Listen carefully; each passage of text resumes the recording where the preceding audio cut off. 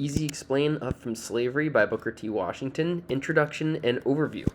Starting with his full name, Booker Taliaferro Washington, in his own words, was born a slave on a plantation in Franklin County, Virginia, in what his best estimate was 1856. At the time they were not keeping track of birth records for slaves, so when Booker T got a little bit older and worked backwards, that was his best guess of his birth year.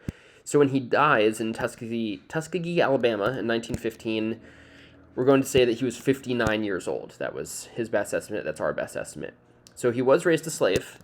His slave work, what he was forced to work at in most of his boyhood days, was in coal mines and salt mines. Right? Think about the little boys, the boys slaves. They were able to fit down these small spaces.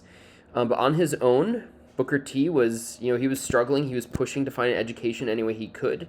And one way he would do it is he would actually outsmart the white children as they came out of schools. He would trick them into teaching him lessons on how to read and how to write. And, during this time, this is the Reconstruction period. Moving, through that period, Booker T does make his way to university. Once he's freed, he makes it to Hampton University. And beyond his own schooling, beyond his own university experience, he opens up his own school known as the Tuskegee Institute. Then in 1901, it's a very big year for Booker T. Washington. That's when he publishes Up from Slavery. And, this is a momentous event in his life. This really catapults him to becoming one of, if not the America's foremost black spokesperson and thought leader. It really brings him a lot of fame, a lot of celebrity, a lot of success. From this up until his death in 1915, it's a big 15-year period here. He's touring the country. He's influencing culture, education, politics. He meets the president. He's really seeing a lot of renown from Up from Slavery here. In his personal life, he was married 3 times, but very sadly and unfortunately, his first 2 wives died very young. But across all those relationships, he was a father to 3 children.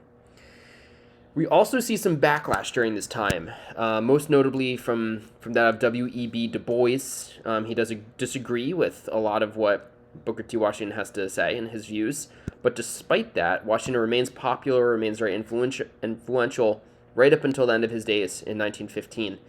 So it's just a brief overview and introduction to Booker T. Washington, a little bit about his personal life as well.